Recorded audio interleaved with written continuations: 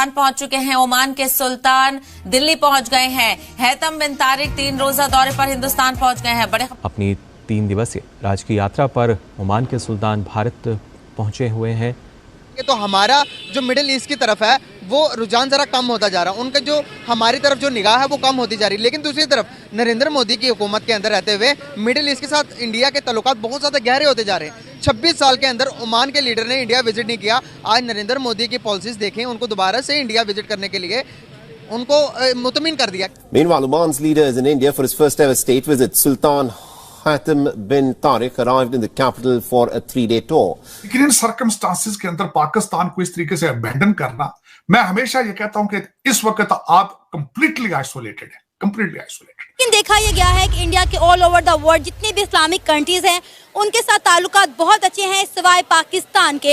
और पाकिस्तान जिसको हम इस्लामी जमहूरिया पाकिस्तान कहते हैं, उनके इस्लामिक कंट्री के साथ ताल्लुकात दिन ब दिन खराब होते जा रहे हैं। कि भारत से बहुत कुछ सीखने की जरूरत है। मैं इस वक्त Bharat is leading not only the region the world, और उसमें पाकिस्तान का और उस रीजन का फायदा यही है लिया कि उनके साथ उनसे कुछ लर्न किया जाए। और मेरे ख्याल में इसमें कोई मजायका नहीं होता कि अगर आप खुद तरक्की नहीं कर सकते तो किसी तरक्की करने वाले से कुछ सीख लें। ये जो इंडिया है वो उसकी फोकस अपनी इकोनॉमी पे है, वो ज़्यादा इस पे फोकस्ड है, और इसी वजह से वो जो अपने करीबी ममालिक हैं उनके साथ वो दोस्ती बढ़ाता है और उनको जो है ना अपना इनवाइट करता है, और वहाँ से जो है ना इन्वेस्टर आते हैं और उसके मुल्क में लगाते हैं। तो उसने फोकस करना है कि भाई इनको मैं साथ लेकर चलूँगा तो पीछे जो दूसरे ममालिक हैं वो इनकी पैरवी करते हुए मेरे पीछे आएंगे।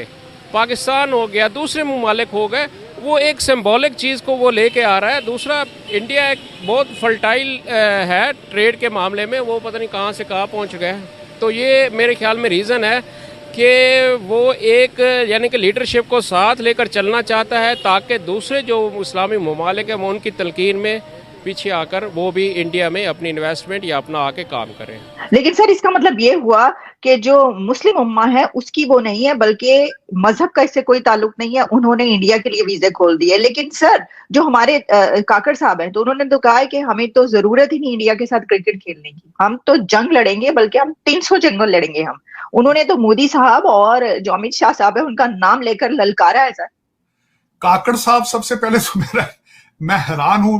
पहले तो काकड़ साहब को खुद अपनी पोजीशन का अंदाजा नहीं है कि वो इलेक्शन के लिए आए हैं, और काजी फाइज ईसा साहब ने उनकी पोजीशन को डिनाई कर दिया है कि भारत से बहुत कुछ सीखने की जरूरत है। मैं इस वक्त Bharat is leading not only the region the world, और उसमें पाकिस्तान का और उस रीजन का फायदा यही है लिया कि उनके साथ उनसे कुछ लर्न किया जाए। और मेरे ख्याल में इसमें कोई मजायका नहीं होता कि अगर आप खुद तरक्की नहीं कर सकते तो किसी तरक्की करने वाले से कुछ सीख लें।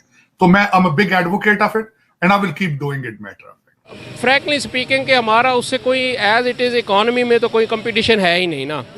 हम हमारी इकोनॉमी 15, 16, 17 अरब डॉलर पे आती है, हम डोल बजाने लग जाते हैं। भाई उनकी इकोनॉमी देखें, 600 अरब डॉलर्स की उनके रिजर्व्स हैं। 4 ट्रिलियन डॉलर्स की इकोनॉमी है सर जी।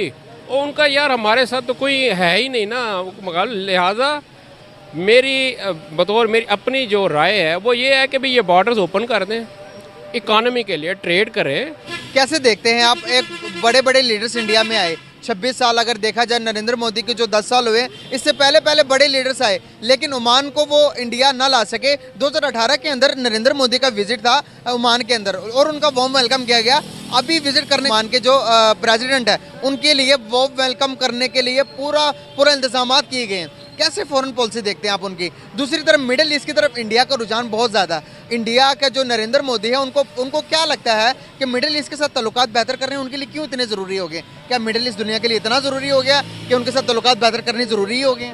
देखिए, मिडिल ईस्ट का जो है मुस्लिम ममालिक में उनका असर रसूख है, ठीक है ना। एक वो यानी कि फ्यूचर भी, बिल्कुल आप सही कह रहे हैं, उनका फ्यूचर भी उनका है और उनका एक लीडिंग रोल है।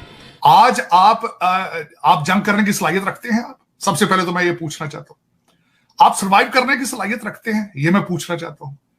और दूसरा, अगर आप अपना हुजम देखें, अपनी इकॉनमी देखें, अपना कद काट देखें, आप हालात देखें, रिप्यूट देखें, और दूसरा मैं उनसे काकड़ साहब से पूछना चाहूंगा कि इस वक्त जो कुछ गाजा में हो रहा है, कोई दुनिया की ताकत उनको इंटरफेयर कर रही है इस वक्त? तकरीबन एवरेज वहां पे 1000 से 1500 फलस्तीनी डेली बेस पे मारे जा रहे हैं और दुनिया का रूटीन पे काम चल रहा है सारा।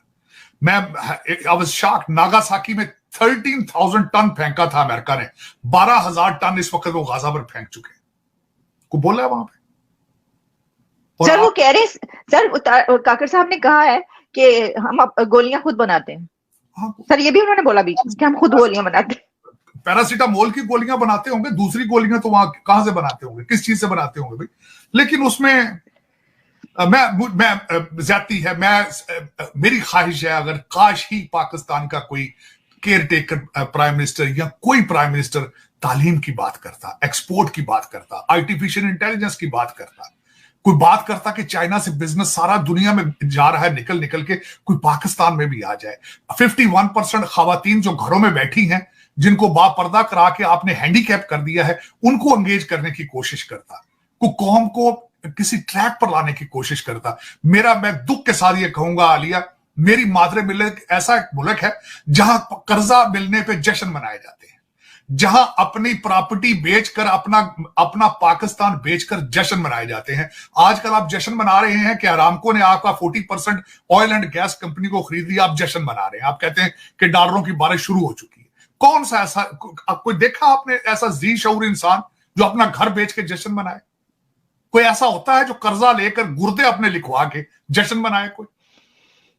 सर हमें क्या सीखने की जरूरत है इंडिया से? अगर कुछ सीखने को मौका मिले तो आप क्या अडॉप्ट करना चाहेंगे, क्या सीखना चाहेंगे इंडिया से? इंडिया से मैं तो कहता हूं कि भाई सबसे जो है ना, उनमें जो फोकस है वो अपनी इकॉनमी में रखना चाहिए, अपने जो है ना जी वो इदारों को मुस्तहकम करना चाहिए। उनका जितने भी अपने अपने इदारे हैं, देखें अदलिया उनके है बड़े टॉप अच्छे तरीके से काम कर रही है, जो उनकी अपनी इंतज़ामिया है वो अपने तरीके से काम कर रही है। इसी तरीके से पाकिस्तान में भी हमें अपने जो इंस्टीट्यूट हैं उनको मजबूत करना चाहिए, हर इंस्टीट्यूट अपने अपने उसमें काम करे। और दूसरा जो है, हमें ज़्यादा जो फोकस है वो अपनी इकॉनमी में रखना चाहिए, तो बहुत ज़्यादा बेहतरी आ सकती है। पाकिस्तान बहुत फर्टाइल कंट्री है, यहाँ पे बहुत कुछ है। बिल्कुल सही। जिस तरह से आप देख रहे हैं कि हमारी जो मौजूदा सिचुएशन चल रही है, ट्रेड करना, इंडिया के साथ रिलेशन बेहतर करना चाहिए या फिर कश्मीर का इशू बनाकर 76 सालों से जो नाते तोड़े में वहीं तक करेंगे? तो इसमें अगर नाते तोड़ के